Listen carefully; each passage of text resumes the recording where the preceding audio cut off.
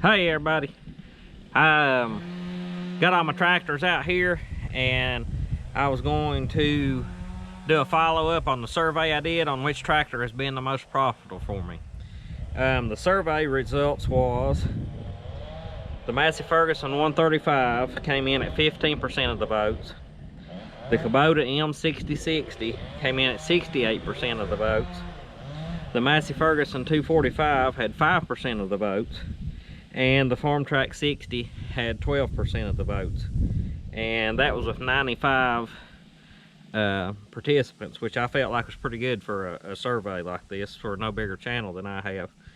So we will get to it and decide which one is the most profitable, and I'll try my best to explain why it has been.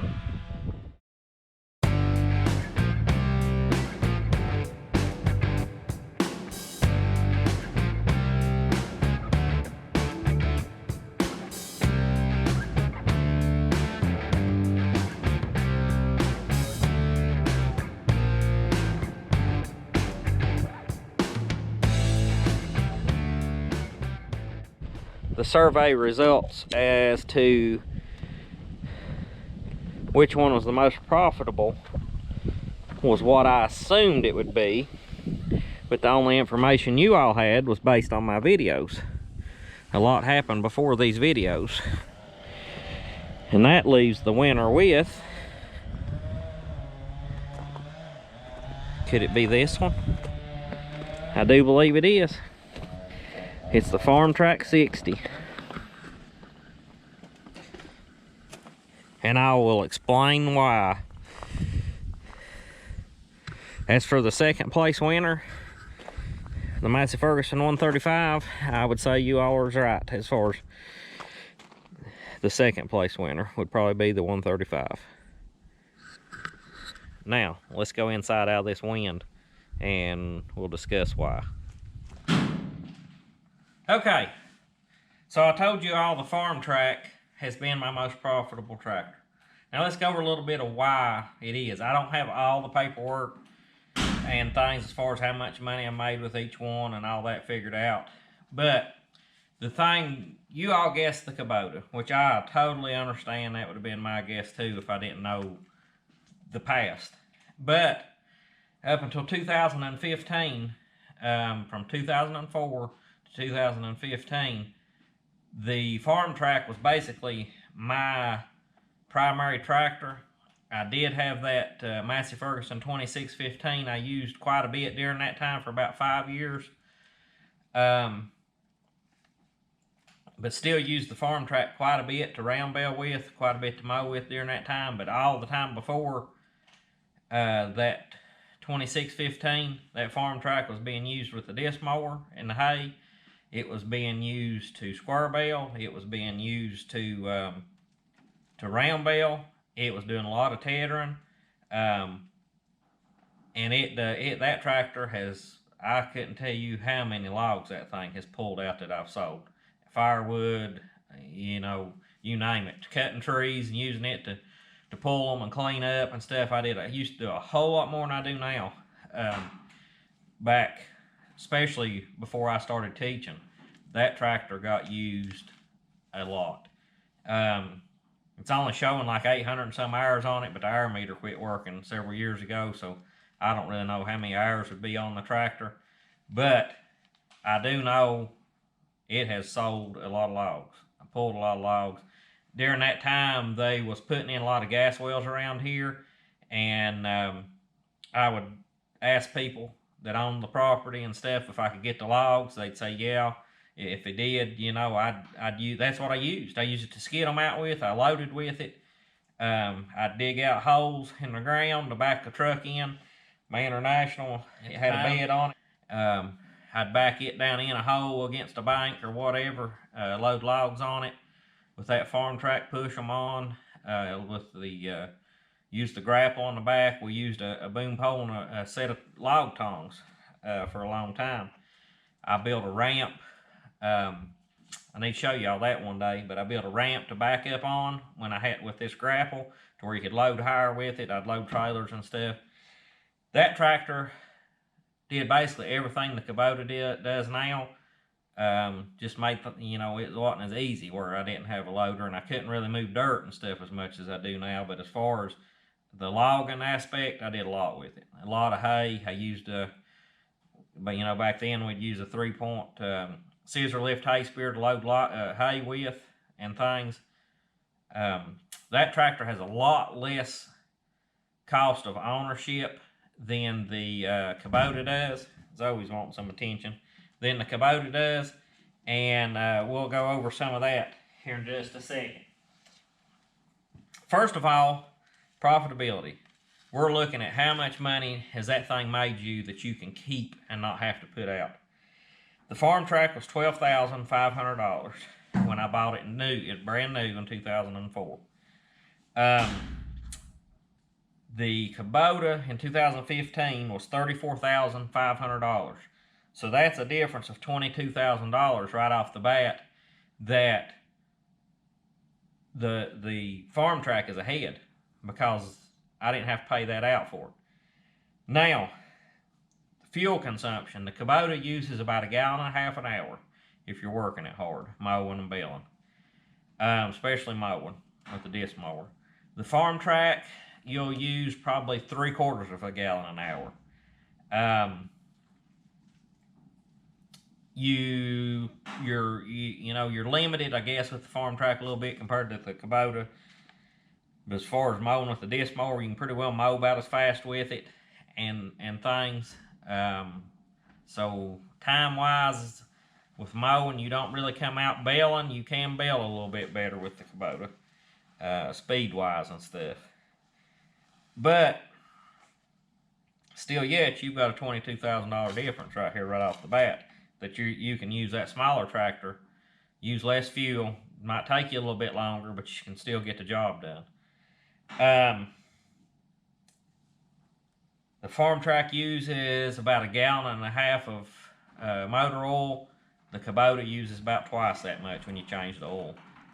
The Farmtrack has one hydraulic filter that is, I think, $12 or $14. The Kubota has 2 hydraulic filters that are $49 each. Engine oil filters were pretty well in the same range on price. You have 15 gallons of hydraulic oil versus, I think, 8. The Kubota holds 15 gallons and the Farmtrack holds 8. It's not picky on it either. You can use your universal hydraulic fluid or whatever. It ain't gonna matter with that Farmtrack. Some people might tell you different, but it's not gonna make a difference. So, the most profitable tractor has definitely been the Farmtrack. I know that was a lot of rambling to explain that. I don't have a whole lot of hard facts, but it's by far is. As far as right now, the Kubota does the primary amount of work. The Farmtrack, last little bit I've been using it a whole lot, but it's kind of been on the back burner a little bit. But this last summer, it raked a lot of the hay with that V-rake and did a lot of the tethering. You don't see it as much, I guess, as you do the Kubota in the videos. But right now, I'm probably grossing the most, I would say, with the Kubota. But in the whole scheme of things, the Farmtrack has made the most money that I've been able to keep. It's just cost me a lot less to own. It's just like front tires. I had to put 2 front tires on that Kubota this year. They was about $200 and some a piece. You can get the ones for the Farmtrack for $100 or less probably. So, and it's only had 1 front tire on it, and that's because I gouged a hole in it. The other one's still the original. And 1 back tire has been changed. That's because I gouged a hole in it, run over a thing and stop and poked a hole in it. But now, on the 135, and when I was outside there, I said, it's probably been the second most profitable. That tractor costs nothing to own, basically. It is the cheapest tractor. It and that 245 is the 2 cheapest tractors to own that I have ever seen, basically, or like a Ford 3000 or something. They're just so easy on fuel, low maintenance on them. And that 135 has, up until last year, raked every stem of hay that I have ever baled, and used very little fuel doing it. I used to square bale with it a lot. I've mowed with it a lot. That would be my second most profitable tractor. The 245, I've not had it. I don't know. I've had it a pretty good while now, but it gets used a lot to square bale with and do little odds and ends, utility work and things. It stays here at home more in the summers to do things I need around here when the other tractors are off and gone on other places. And I've got it for sentimental reasons. But anyways, I'd had the question asked about new versus old. If you can find a good used older tractor, I feel like you're just as well off buying that as you are a new tractor. The ease with the new tractors right now is financing. You can get 0% financing on most brands and most tractor models these days. That's what makes it easier to go ahead and buy a new tractor. Used, it's harder to get that money, but if you're going to pay cash for something, if you can find a good used tractor, I would highly recommend buying one. And basically, you know, it's like this right here, $22,000 difference. If you wanted two tractors, which it'd be hard for me to get by with just one tractor anymore. If you wanted two tractors, going used is the way to go. Find you two good used tractors and run them. I mean, if you can find something a Massey Ferguson built pre-2000s, you know, back before the 2000s, they're good tractors. A 253, 263s, anything for that year range is a good tractor. Of course, back to the 245s. 135s getting a little, you know, they're not as hardly as easy to operate and things. Are a good tractor though, but anything from like the 245s, 235s up to the 253s and the Massey Fergusons, that year range tractors, early 80s to late 90s, excellent machines. Ford 3930s, Ford 3000s, 4000 Fords, 3600s.